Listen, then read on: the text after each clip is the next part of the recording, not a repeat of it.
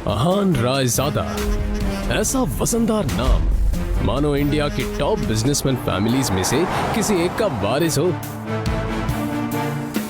मगर हम जिस अहान रायजादा की बात कर रहे हैं उसके कतरे कतरे से बेबसी झांक रही है। अहान एक करोड़पति बिजनेस फैमिली का दामाद तो जरूर है, मगर उसकी हालत पर घर के नौकर भी कहते हैं, कुछ पैसे चाहिए तो बता देना, तुम्हारी गरीबी देखी नहीं जाती। कहने को तो अहान जैसी रिच फैमिली के दामाद सड़कों पर महंगी कार दौड़ाते थे, महंगे क्लब्स में जाते थे, मगर अहान की लाइफ में 3 चीजें आम थी। पहली चीज बेइज्जती, दूसरी चीज बहुत बेइज्जती और तीसरी चीज बहुत से भी ऊपर वाली बेइज्जती।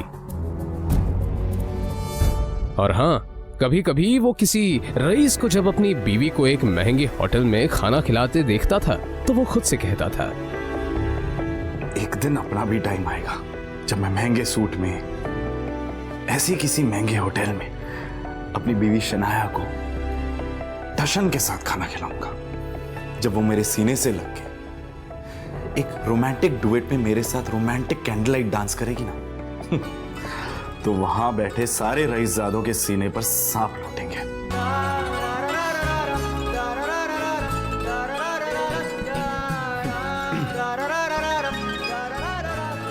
जरूर शनाया ने बुद्धि विश। अहान चौंक कर उठ खड़ा हुआ। मोबाइल स्क्रीन पर देखा तो शगुन का फोन था।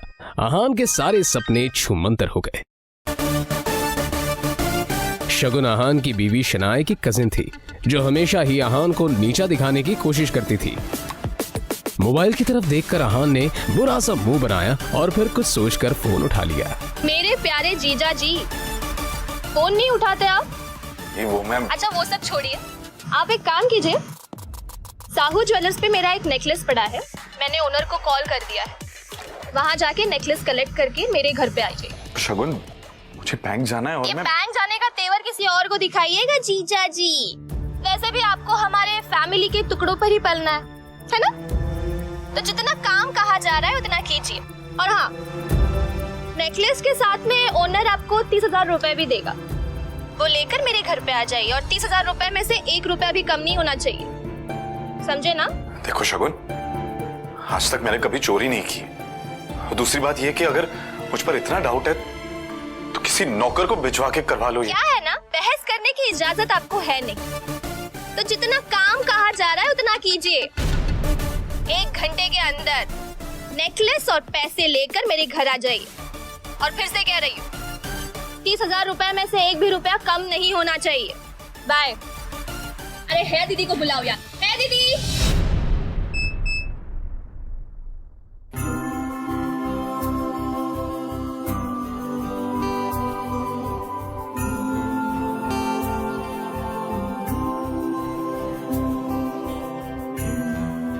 जल्द ही अहान फ्रेश होकर बाथरूम से बाहर आया और जल्दबाजी में अपनी अलमारी की तरफ बढ़ा, जिसमें 2 जोड़ी पुराने कपड़े रखे थे। उनमें से जो सबसे साफ कपड़ा था, अहान ने उसे पहनने के लिए चुना।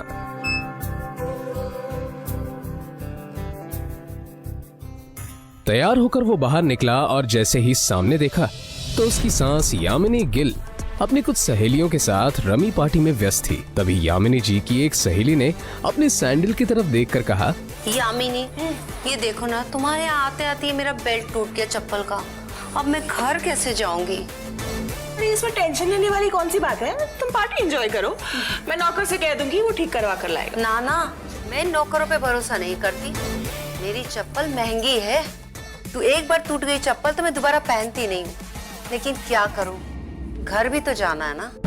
अहान उस तरफ से निकला ही था जब यामिनी जी की नजर उस पर पड़ गई। डोंट वरी, नौकर नहीं है, नौकर से थोड़ा ऊपर ही है, वो तुम्हारा काम अच्छे से करेगा। आहान सुनो, ये चप्पल लो और उसे ठीक करा कर लाओ। तभी यामिनी जी की सहेली ने कहा, यामिनी, ये सब काम दामाद से अच्छा नहीं लगता। अरे तुम इतना टेंशन क्यों ले रही हो, वैसे भी ऐसे ये सब काम करने में बड़ा मजा आता है। तुम लोग को भी कोई काम हो तो बता दे रहा। दामाद है तो क्या हुआ, चप्पल भी ठीक नहीं करा सकता, कुछ तो करे, वैसे भी कुछ करता धरता तो है नहीं। ये बातें सीधा आहान के दिल पर आकर लगी, मगर अब उसे ये सब हमेशा ही सुनने की आदत हो गई थी। उसे याद था कि आज उसका बर्थडे है, मगर ये सिर्फ उसे ही याद था, बाकी किसी को भी इससे कोई मतलब नहीं मैं था। भी शगुन का काम करना चाह रहा हूँ। बहस मत करो, जो काम दिया है वो करके आओ। दामाद है तो दामाद की तरह रहो। भिखारी कहेगा, पता नहीं शनाया की जिंदगी में ऐसा क्या लिखा था कि तुम जैसा निठल्ला पति मिला है उससे। और अब यामिनी जी की सहेली ने आहान को उसकी टूटी हुई सैंडल की स्ट्रैप दिखाकर कहा, ये वाली चप्पल ठीक करना है, महंगी दुकान में ठीक करवाना। समझ में आया? कहते हुए उसने आहान का हाथ उठाकर सैंडल उसके हाथ में पकड़ा दिया।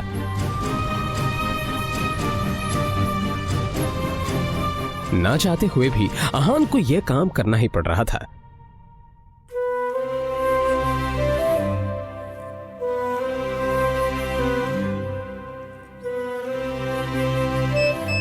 उसके मोबाइल पर उसकी बीवी शनाया ने मैसेज किया। ये मैसेज पढ़ते ही आहान के होठों पर एक स्माइल आ गई और उसकी पूरे दिन की टेंशन जैसे गायब ही हो गई।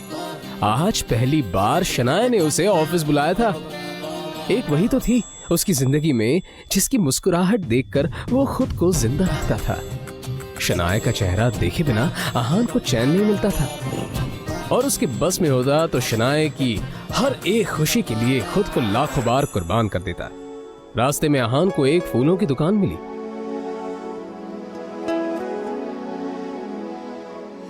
और अपना पर्स निकालकर देखने लगा। उसमें सिर्फ 500 का एक नोट पड़ा हुआ था। जैसे ही आहान वापस मुड़ा तो उसे शगुन का काम और अपनी सास के दिए हुए काम याद आ गए। उसने एक नजर घूर कर उस सैंडल की तरफ देखा और कहा, माफ करना आंटीज और सासू माँ, आप लोगों को सादर प्रणाम। पर शनाया से बढ़कर मेरे लिए और कुछ नहीं है। थोड़ी सी डांट सुन लेंगे आपसे। और फिर उस पैसे से आहान ने शनाया के लिए फूलों का वो बुके ले लिया। आज वो पहली बार गिल कंस्ट्रक्शन के ऑफिस जा रहा था, जो कंपनी गिल खानदान की थी। ये सोचकर आज वो फूला नहीं समा रहा था कि वहां उसका अच्छे से स्वागत होगा, कि तभी सामने से आने वाले एक आदमी से आहान टकरा गया। उसका नाम देव मल्होत्रा था। यू इडियट, दिखाई नहीं देता तुम्हें? पता नहीं कहां से मुंह उठाकर चले आते हैं। इस ऑफिस में तुम्हारी खड़े होने की भी औकात नहीं, और ऐसे टहर रहे हैं जैसे तुम्हारी खाले जी का घर है। कौन हो तुम? शायद देव मल्होत्रा ने भी उसके बदरंग कपड़ों से उसे नौकर या ऑफिस बॉय ही समझ लिया था। मल्होत्रा ने एक नजर नीचे पड़े बुके की तरफ देखा और फिर उसे अपने पैरों तले कुचल के बाहर निकल गया। आहान ने अपना सर झुकाए बस उस बुके की तरफ देखा। उधर शनाया अंदर से ये नजारा देख रही थी। तभी आहान की नजर शनाया पर पड़ी तो एक पल के लिए वो अपनी बेइज्जती भूल गया और वो शनाया के केबिन में दाखिल हो गया। वो शनाया की तरफ बढ़ा। अब जाने भी तो शनाया, जो हुआ मेरे साथ वो हुआ, और तुम इतना टेंशन क्यों ले रही हो? जो बात गई वो बात गई। तभी शनाया चीखते हुए बोली, दूर हटिए आप मुझसे, दूर हटिए। आप चले क्यों नहीं जाते मेरी जिंदगी से? नर्क बना रखी है मेरी जिंदगी। आहान को एकदम से झटका सा लगा। वो खुले मुंह से शनाया की तरफ देखता रह गया। तभी शनाया आगे बोली, पता नहीं कौन से बाबू की सजा मिल रही है मुझे। नहीं, आप चाहते क्या?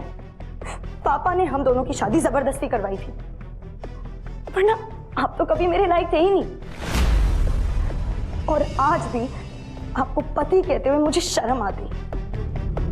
अरे आज वो ड्राइवर नहीं था इसलिए आपको बुला लिया, पर मुझे क्या पता था कि मेरा पति इस काम के भी लायक नहीं है।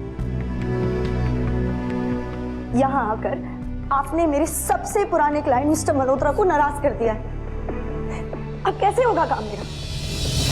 आंखों में आंसू लिए शनाया ने आगे कहा, मैं जहां पर भी जाती हूँ आप मुझे बेइज्जती के सिवा और कुछ नहीं दे सकते। सिर्फ एक बदनुमा दाग बनकर रह गए आप मेरी जिंदगी पर। इतना कहकर शनाया केबिन के बाहर निकल आई। तभी रास्ते में पड़े बुके की तरफ देखकर शनाया ने कहा, क्या है ये सब? क्या गंदगी फैला रखी है यहाँ पर? फेंको इसे डस्टबिन में। फूल को अपने पैरों से कुचलते हुए आगे बढ़ गई।